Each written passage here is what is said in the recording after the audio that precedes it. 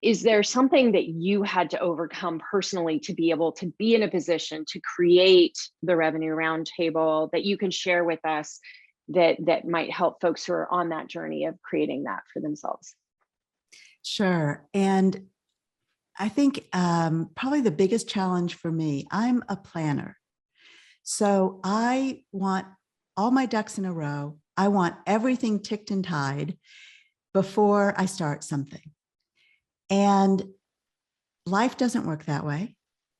And frankly, business doesn't work that way. And that was a really hard thing for me to let go of.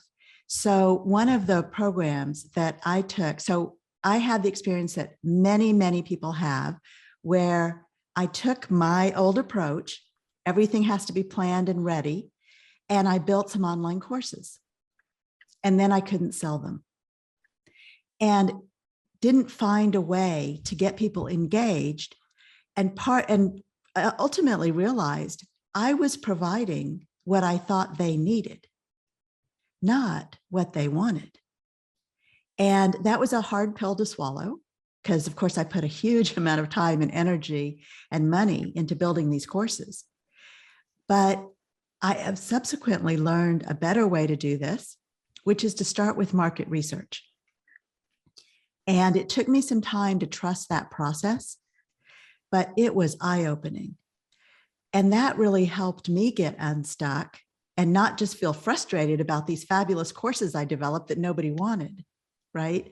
I then went back to the drawing board, started with market research, asked my community, interviewed many, many women business owners.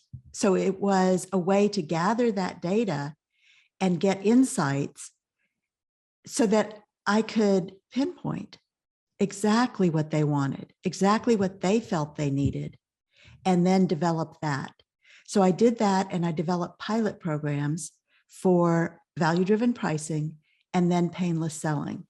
And that's my second program. It's called Painless Selling to Ideal Buyers. And the interesting thing is I had the same group of women in both pilots.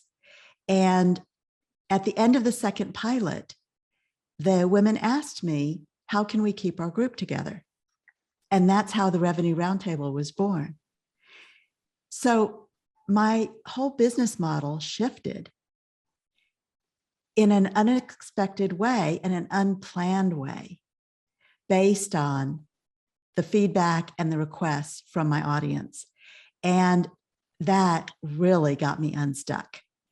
So I think that being open to that, not seeing it as a threat, market research is not a criticism of you. The information you gather and the feedback you get is a gift. And seeing it in that way and then putting it to use and creating things that are not only relevant for my audience, but necessary.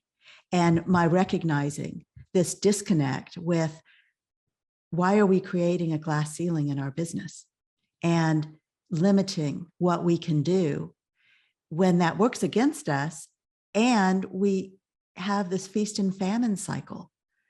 So how can we get out of that cycle? How can we really move forward on a consistent basis? And that's how I developed my programs, and that's how Revenue Roundtable was born.